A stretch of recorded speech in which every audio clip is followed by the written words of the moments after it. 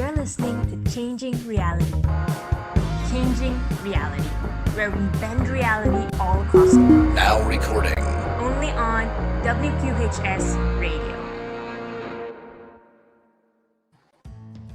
So hi everyone and welcome to a very, very special episode of Changing Reality. Thank you guys so much for joining it. It is a pleasure to have you guys here with us today.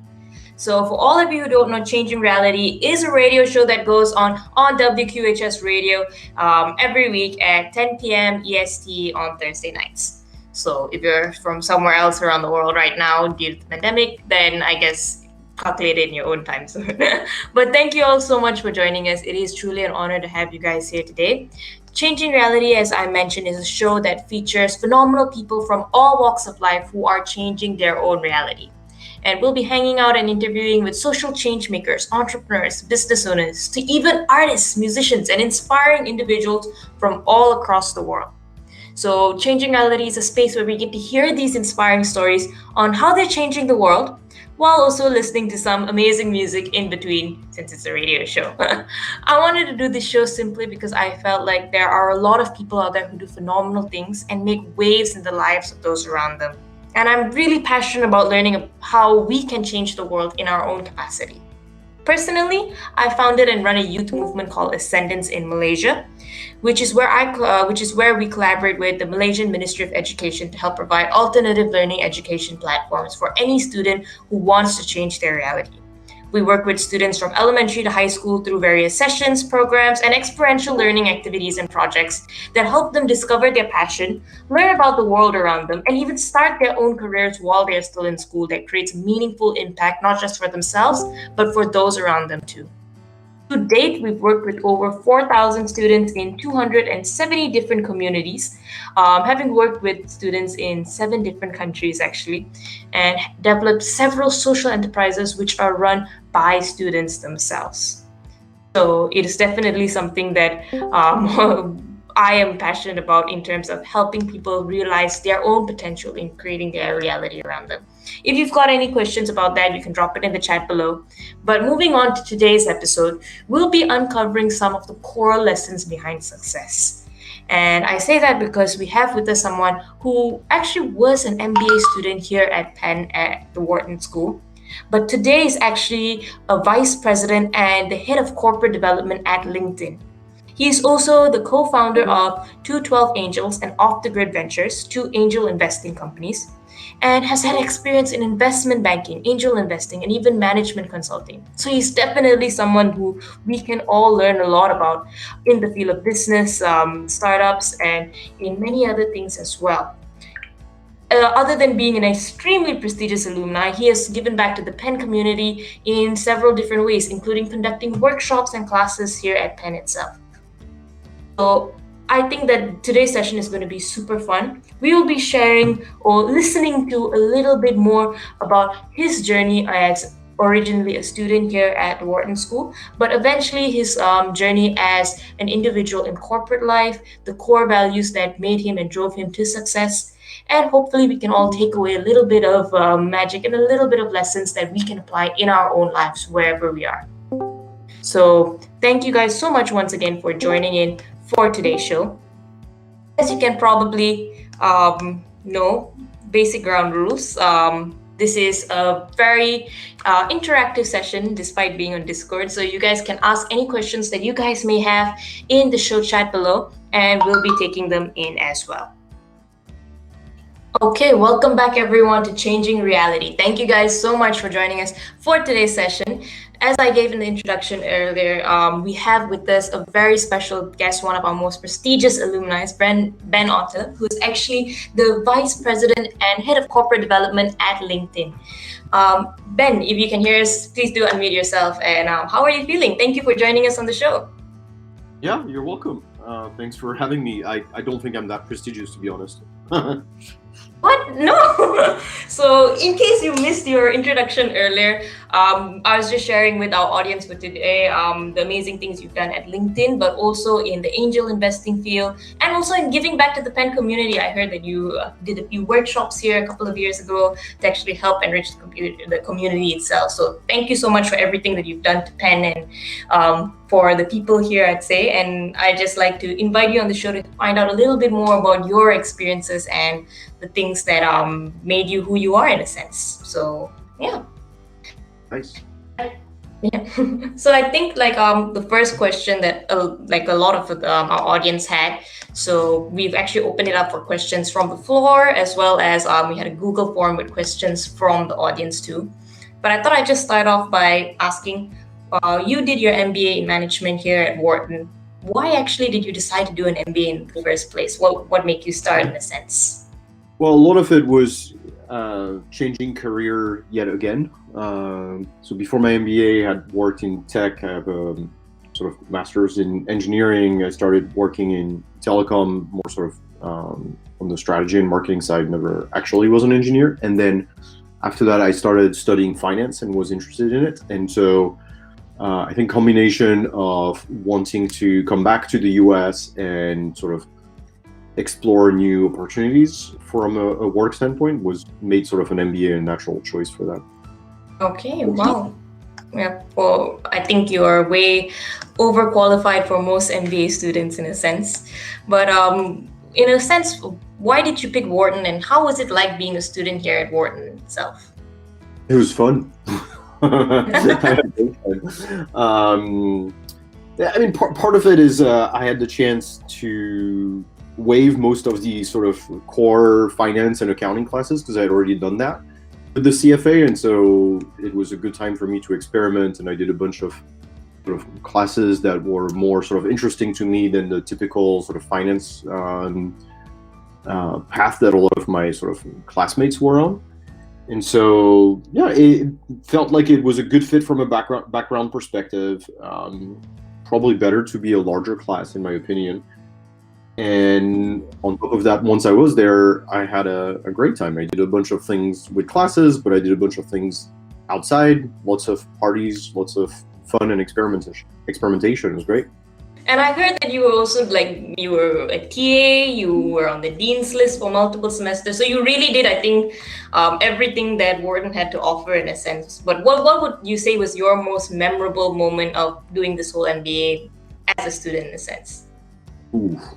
Most memorable? Well, in general or in like specific like circumstances? There's like plenty of parties that come to mind. I'm not sure that's the answer you want.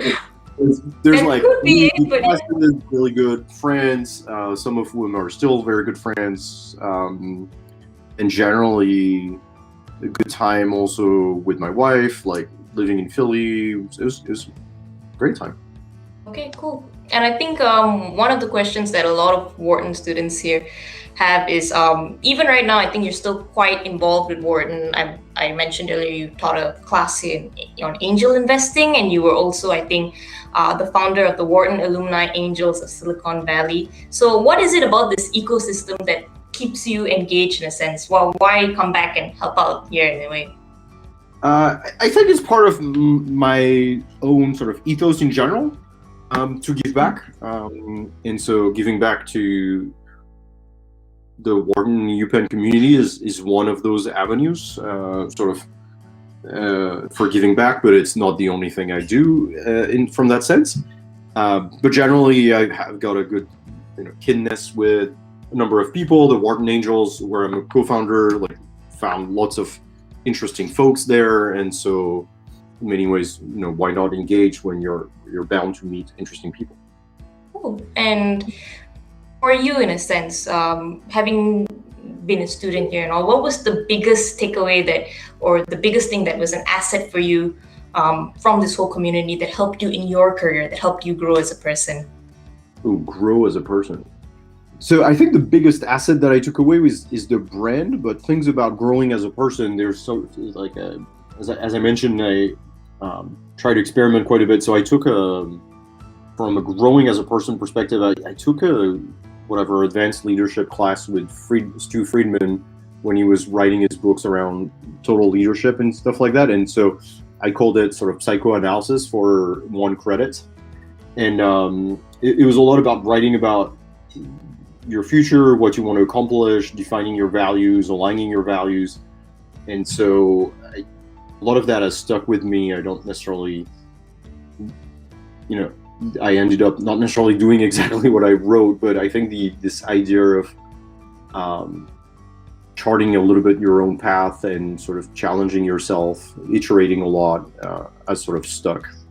Oh, all right, that's very nice. And what would you say are your core values now, as someone who has a very successful career, and also as someone who, as you mentioned, tries to give back to the community as much as possible? So what are the shared values that kind of like fuel both of those things?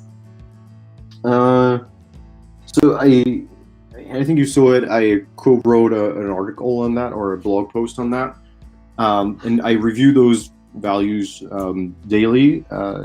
They're kind of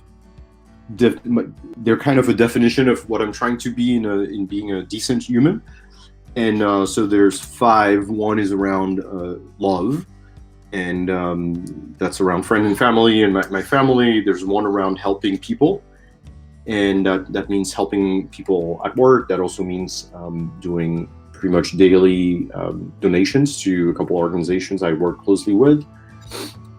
There's a third one around learn, and sort of keep on learning and iterating and sort of doing online classes, or trying to learn things from other folks around me, asking a lot of questions. The fourth one is around sort of living, and that means a couple things. One is sort of living a fairly healthy life, but it's also having fun, and so that translates into a couple things for me. I play quite a lot of guitar. I also play around with my e-foil these days, which is more a question of sort of balance in life, as I see it. And then the last one, I don't know if it's a value, but it's a phrase, which is manifest and expand, which is basically this belief that if you really think about achieving something, you will find ways to achieve it. And expanding, the idea of expanding is this idea of sort of always iterating and growing from your experiences, but also sort of reviewing on the daily what you can do to challenge yourself. Okay, wow. How did you even come up with like such a comprehensive ethos, and that actually kind of covers all areas of your life? Did you read it in a book, or did you just get struck by inspiration one day, in a sense? It took a while. So it's a lot of iteration. It's also I have a coach who challenged me a lot in sort of defining those values for myself. But in many ways, it is similar to the sort of class I was mentioning around total leadership that I took at Wharton many years back, and it's all sort of a continuation of that reflection of what you want to achieve or do. There's so much things that are designed to not make you think in some ways, or not make you be in control. And those that aren't necessarily bad, but you're stuck in a career, you're a banker or consultant working a lot, and you're sort of on the treadmill, or you're watching Facebook or whatever you're doing. You can spend a lot of your time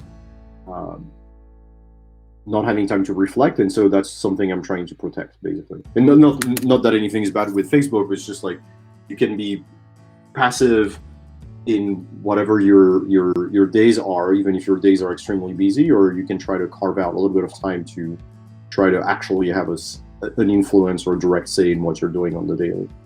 Okay, wow. And I think that's really good advice for us who are still trying to figure out what our ethos in life should be and how we should actually think about these things, in a sense. So thank you so much for that.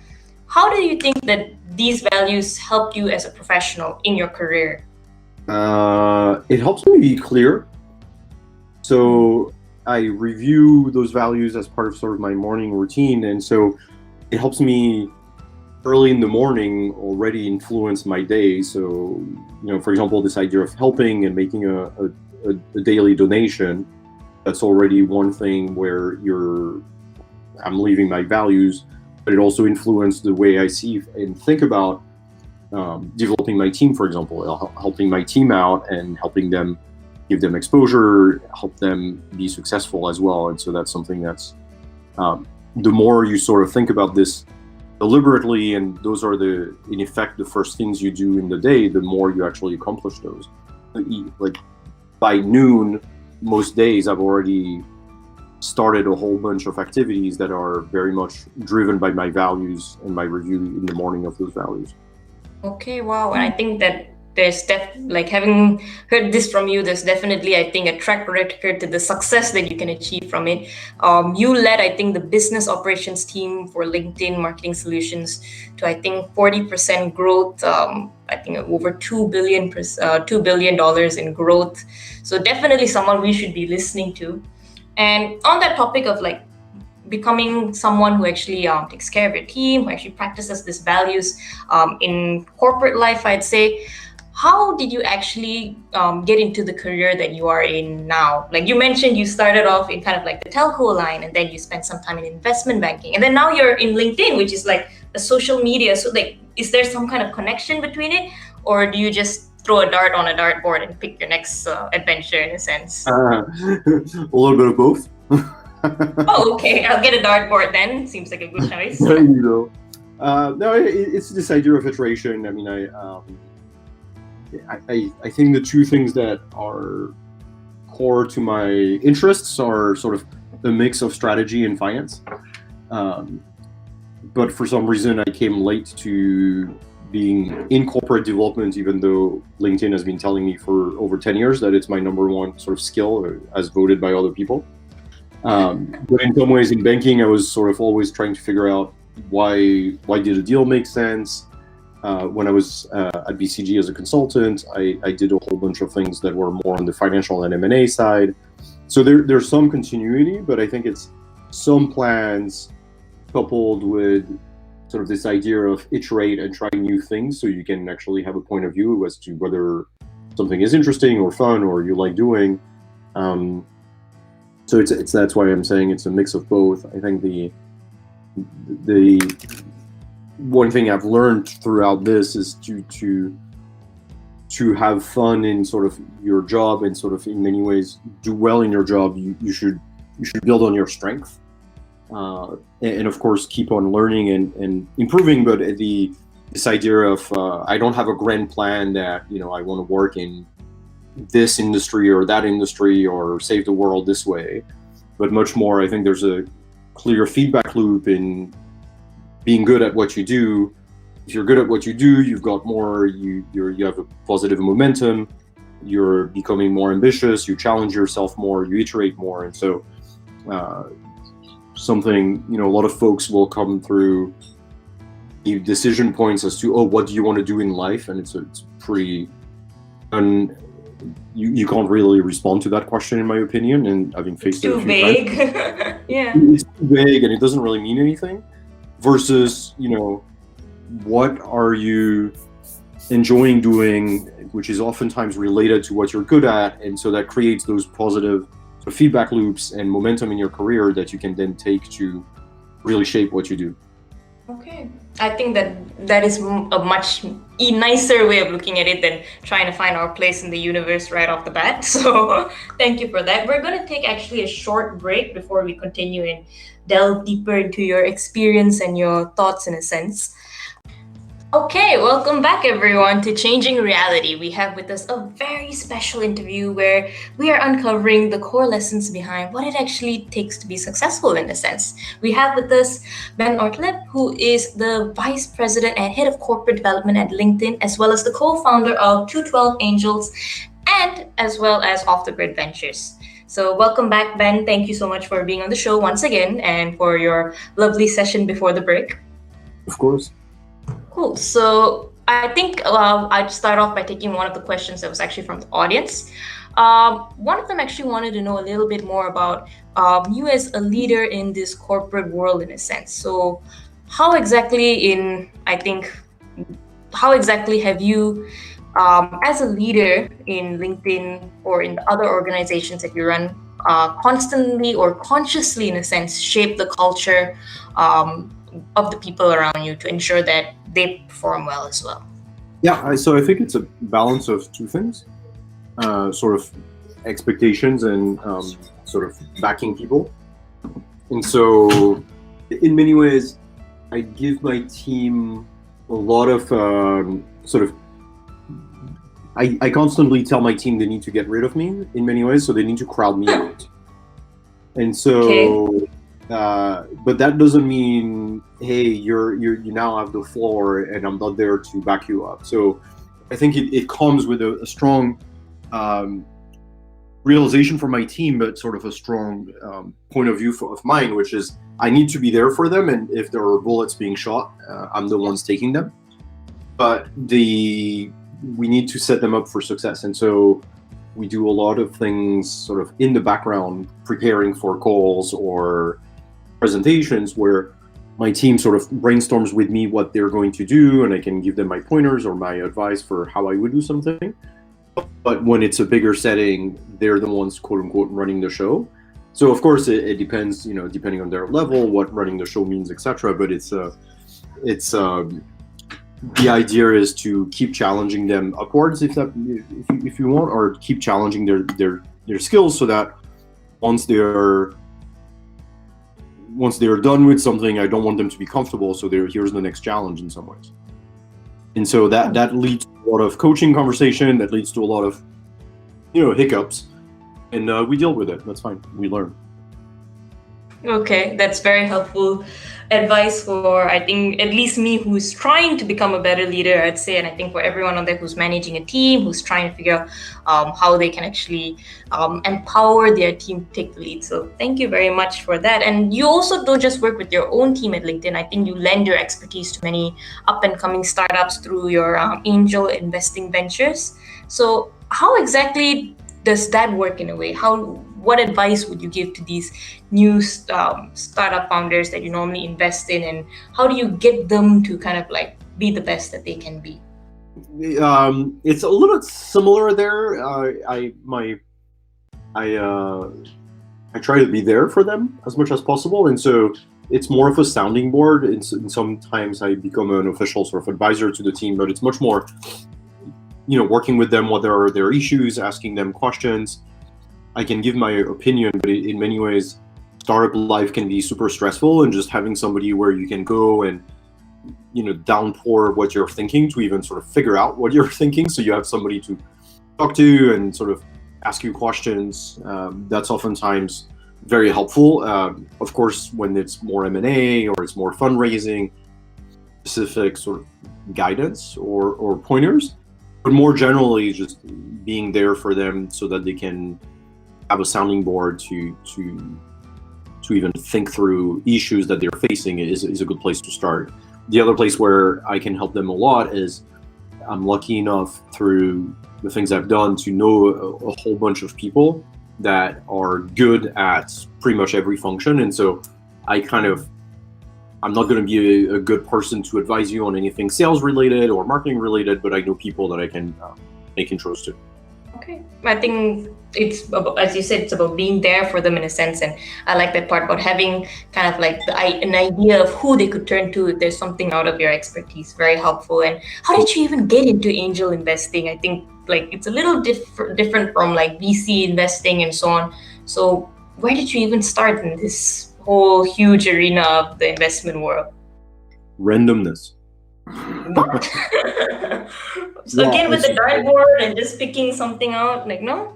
Yeah, maybe the dartboard. No, just a friend of mine. The way it started is a friend of mine started a company, and I gave money to help him. I had no idea what I was doing, and then it became a Series A. I started receiving all these legal papers, and I had still no idea. So I asked somebody else who actually was a VC, and from there, a few of us started doing some angel investments together and learned with them, sort of the various elements of what you think about when you look at a term sheet, but also through my career, also thinking through what businesses make sense, how, what founders look like, etc. So. Okay, cool. And I just wanted to know a bit more about the ventures that you've kind of founded in this field, because you have these kind of you have off the grid ventures, you have 212 Angels, and they're both a little bit unique than the traditional I would say VC firms, even angel investing firms and things like that. I think off the grid basically looks for entrepreneurs who are often in overlooked communities, so women, foreign founders, and you basically empower those communities through this particular venture. Why would you do that? Why invest in something specifically for those who are overlooked, I'd say? So you can argue in two ways, but one, the reality is most of us were foreign when we started this, and so more naturally we started having conversation with foreign founders and help. We've been established in the Bay Area or other places for a while.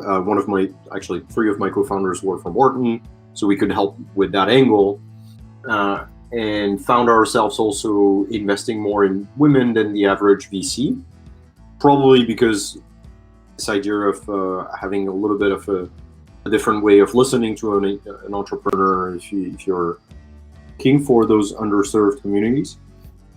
The reality is then when you look at the numbers, there's pretty strong argument that foreign founders and women founders are actually very good investments as well. Okay, then, both a foreign founder and a woman. Thank you very much for the stats. You're welcome. And so that's how that started. And then 212 is much more sort of first off algorithmically driven. So we analyze founders based on education, professional history, and personality, but it doesn't actually mean that it's one dimension. Like you didn't have to go to Wharton and tick these boxes to be an investable founder. There's many different profiles that actually work out, and so I'm pretty proud that with this approach, we actually invested in 30% women founders, 20% underrepresented minorities, 30% foreign founders. So we're also a very diverse sort of investor from that standpoint, even though it's not the sort of stated design of the firm. Yeah, wow, okay, that's very cool. I remember I've had the opportunity to chat with I think two investors in the US previously, and one of them was a woman who said that many times underrepresented communities, even just if you're female, it's harder to get funding, and it was harder for her to raise the capital when she was an entrepreneur. And then I met someone else who was a guy in this investment world, and he said, well, we don't really look at the difference between communities, but then you see that they tend to lean to one community instead of the other in their portfolio. So it's nice that you are, in a way, actually are changing that in a sense. Yeah, just more contribution, changing it, I think. Yep, and someone actually asked, this is actually a question from our audience. So they actually asked, when, as an angel investor, what do you actually look for in a startup or in a founder? If someone were to just send you a cold outreach email, what would catch your attention in a sense? Or do you just not read your emails and say, nah, too bad? No, I'm actually very aware of this because I don't want to be a network elitist. Not because you're not in my network that you're not worthy. And so I do look at cold inbounds, but the benefit or the ability I have to actually do this is because the first thing I do is I'll put that company in my algo and then decide whether or not I want to take it further. So that's my first screen. Then I look at a number of things. I only invest in enterprise because that's kind of the world I've been in. So I definitely not know the rest. And so I invest very early stage, so I need to understand sort of what pain points the company is going after and try to understand it and understand that there's a market that's big enough, in my sense, to build a company. The reality is when you're going to start investing in a company so early, the company is probably going to pivot a couple of times. And so you don't necessarily know exactly what they're going to do or what their product is going to be, but you need to take comfort that the market they're attacking more generally is big enough that it's worth the investment. And then there's something that I look for, but also help a lot with is co-investors in terms of quality. So one of the elements of my thinking there is at Series A, the top sort of 30, 40 companies make 20% of the Series A in the US, but they invest in 70% of the unicorns. And so you want to know that you have investors on board that can make the introduction to the Emergence, the Sequoia of the world. And so that's something that I look for, but I also actively help with. And so, the example yesterday, I met with a founder. He doesn't have a lead investor yet, but I've already made 5 or 6 introduction to some of those top seed funds that actually help you get to that next stage. And so while we're working on that with them, I'm still not an investor in the company. And then if they end up having a good sort of lead, then I will have helped the founders, so they'll definitely want me on the cap table. Okay, wow. And I think that after all these algorithms, after all of this looking at the markets and things like that, how important is the founder themselves, the person to you? Or are you just someone who looks completely at the books, and even if they have a terrible personality, it's just too bad for whoever works with them, right? Oh no, I do a background check to screen out assholes.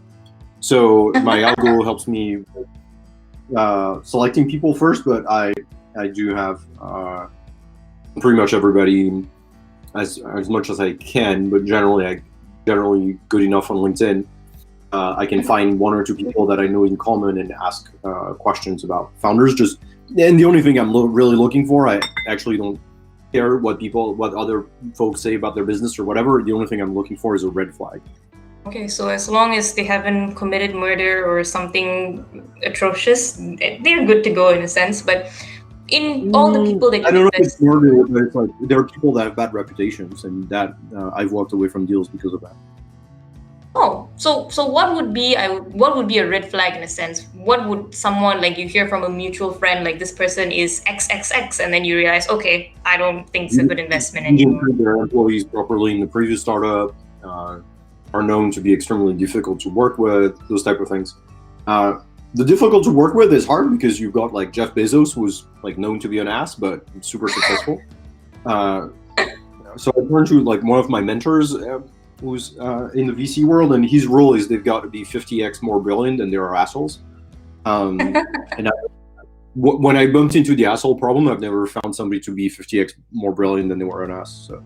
Generally, okay, that's a pretty good calculation. So if you're 50 times smarter than you are a horrible person, then it's willing the investment. But if not, then try to be good people, guys, in a sense, and don't be too difficult to work with. But all right. That is a very nice way to put it. We're going to go for another short break, and then I'm just going to come back and ask a few more questions from the audience, and then I think we are slowly dwindling down our session for today. So once again, we'll go for a short break and be back soon. Thank you so much for the first session and the second part that we've had. I think I've learned a lot personally. And to all of our audience, if you guys have any questions, remember the show chat is open if you guys want to ask anything.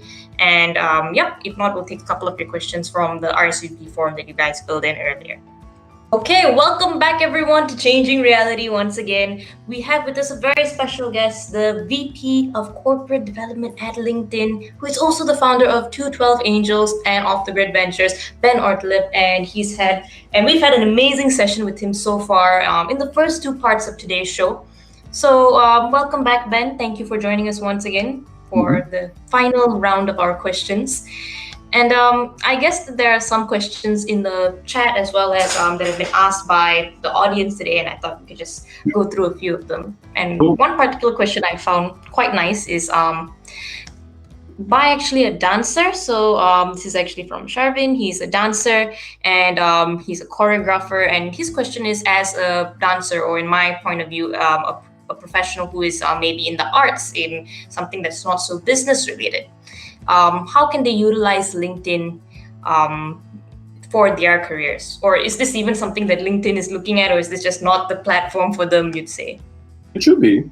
There should be ways to find other dancers and choreographers sort of around the world and ask for advice, ask for help, connect with folks.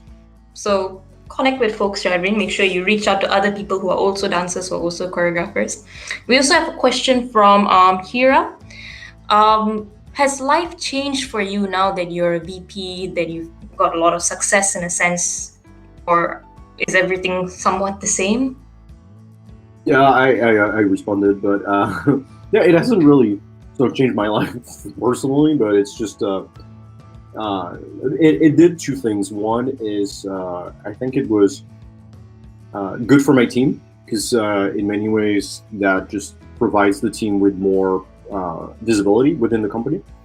So for a while, we didn't have an official VP, and so there was a bit of a question of like how big or how important is our team, and so that helped a lot responding this. But I think it's much more the outcome of the work we've done as a team to sort of engage and help our business partners as much as we could, and so that was in many ways when I was promoted to VP, that was my thought and comment to my team, that it was much more about how we showed up as a team than just my personal actions. And the other point is I don't particularly care, and so I didn't really care before if somebody was a VP or not in terms of how I should talk to them or not. But there are a lot of people who care in bigger organizations, and so that's just gives me more ability to sort of ask people to do things that they don't necessarily want to, or that they're resistant to, or want to. Mostly things like change how we do something. The answer of that's how we used to do it, that's how we're used to doing it, I can challenge a lot more now, and I'm actually enjoying it a lot. All right, I think that's motivation enough for us to stay humble like you, but still strive for a position where we can actually make changes as well. And I think that there's another question from the audience from earlier, which is basically, what are some of the challenges that you face? So number one, in your, I would say, in your corporate life in a sense, but also in general as a person, and how do you overcome them? Yeah. Interesting. Not enough time is the number one challenge. There's too many things I want to do across all areas of life, and so it becomes a question of prioritization and being very crisp on priorities, and even then you've got to make trade-offs. So I don't know if it's a struggle in that sense, but it is a challenge to, maybe going to what we were talking about in the first section. I think like this idea of being clear on what your priorities are in general. So at multiple different time horizons, like today, this week, this month, this quarter, because otherwise there's going to be so much urgencies that are going to come one way or the other that you're going to be extremely busy, but not necessarily accomplish what you want to do. And so being very deliberate in doing this, like my trick is to frankly get up a little bit earlier than anyone else and start my day by sending emails and sort of doing the things I need to do first, because otherwise you just become sort of dependent on input from the rest of the world that wants you to do stuff, but they're not necessarily what you want to do. Okay. All right. That's a big slap to many of us who I think are in that position where we don't have much time, and since a time traveling machine has yet to been invented, thanks for the tips, I'd say. I think then guitar improvisation is really my core struggle right now, but it's a different topic. Okay, that is really hard. So I think that I will definitely put in a few more hours in playing my bass to just touch up on that. So as like back on this question of like prioritizing and things like that, what are your thoughts on a work-life balance? Does that exist, or do you just have to squeeze in time to do a couple of things that you like, or is there no hope? Do we all just go home at 12 a.m. at night from work? What do you think on that? No, you don't have to go at 12 a.m. from work. Look, I don't know if it is balance in the same of like it's a tension. You have to. I think it's much more useful, and it's easy for me to say at this point, and it's not always been true in my life. But it's like it goes back to this point: if you're doing things that you're enjoying, that you're successful at, where you got positive feedback, first off, it's much more fun throughout the day. So like, if you're feeling like what you're doing is a slug, you're probably not doing what you should be doing, because then life sucks. I mean, if you spend 8, 10, 12 hours a day doing something you hate, that's not sustainable, and it's just like life is too precious to waste it, even if it's for a few extra dollars. I mean, as long as you make enough, that's kind of fine. So that's one. But like, look, the stuff I do with 212 on the side takes me a couple hours a day. You can call it work, you can call it fun. It's time not necessarily with my family, but they know I really enjoy doing this. It becomes a topic of conversation with my daughter. Learn about, she's my first investor, by the way. And so it's, I think it's much more about, this idea of enjoying and sort of setting priorities, right? So to the point I was making earlier, I mean, I have daily priorities around my work, my side job, and my family. And those are my sort of 3 priorities in whatever order you want to have them. It means I do trade-offs with other stuff. Like, there's a bunch of things I need to say no to because they're not aligned with those 3. But again, once you're kind of clear on those things you want to get done during the day, or what are your priorities, and the rest doesn't matter as much, and so you save a lot of time. One example is very clearly, I don't watch news. I don't spend time reading news. I don't have time for it. Like I do for work, and I'll scan titles to know what's going on in the world. But there was a time where I was reading a lot more news, and at the end of the day, I was like, well, I don't really take anything from it. Or I played poker for a while, and at some point it became boring. And so, like, you move on. Like, do things that are interesting and that have good feedback loops, because otherwise, you waste your time, and then you have a real trade-off to make between work and life and all these things, because you have your calendar is filled with a bunch of junk that is good for neither. So kind of like clear out the junk that's not aligned to your priorities.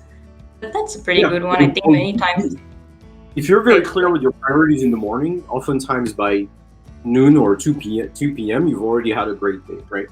And so, because you've started those things that you really wanted to get done, you've called your loved ones, you've made a donation, whatever means something to you.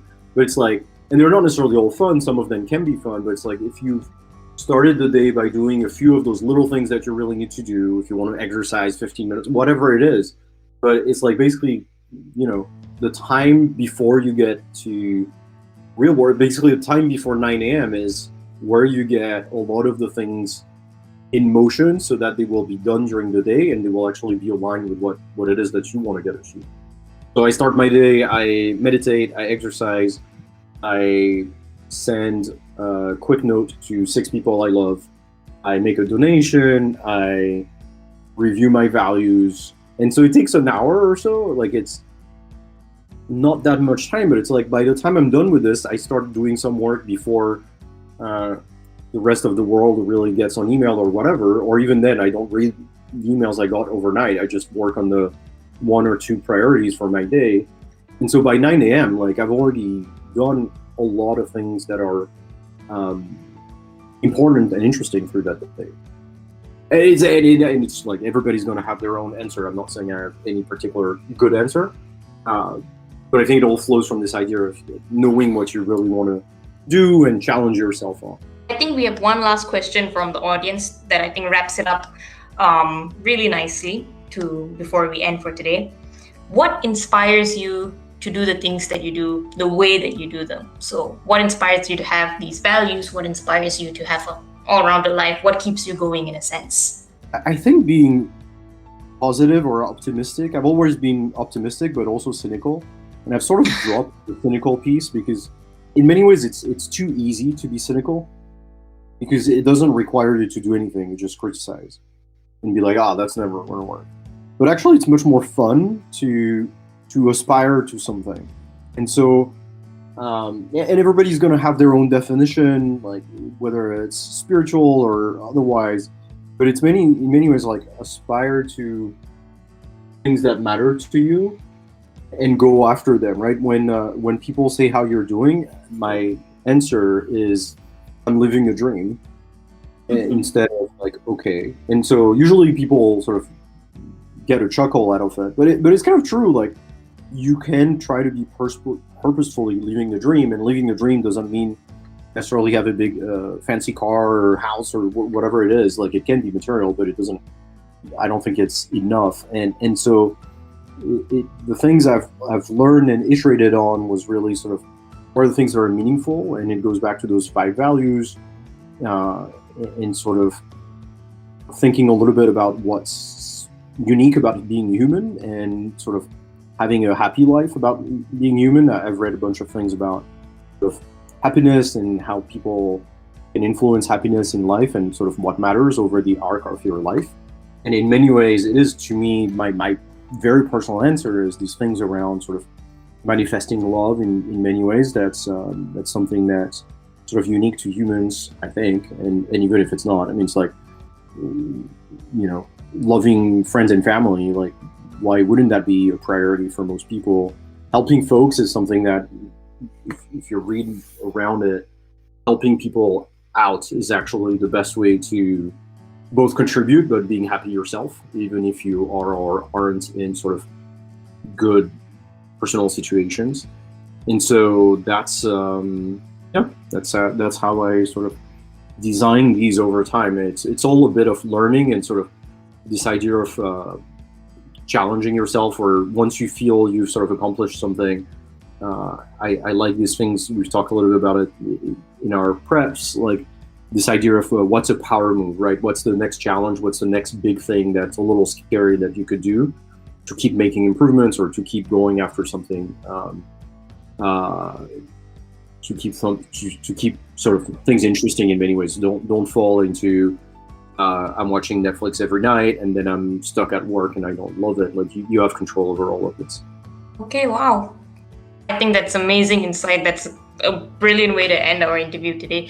Thank you so much for being on the show. You've been a pleasure to host, I'd say, and I think our audience is totally amazed and mind blown. So thank you so much for being here today. You're very welcome. Thanks for inviting me. Okay. And with that, I think today's episode of Changing Reality is being drawn to a close. If you guys have any other questions, feel free to drop it in the show chat. I'll take them up later and hopefully drop an email to you if there's anything that they are so burningly in need to know. So hopefully you'd answer that as well. Hope to see you guys again next week on, 10 p.m. on Thursdays, EST, here on Changing Reality, only on WQHS Radio. So yeah, see you guys around. Bye. Ciao. You're listening to Changing Reality. Changing Reality, where we bend reality all across the world. Now recording. Only on WQHS Radio.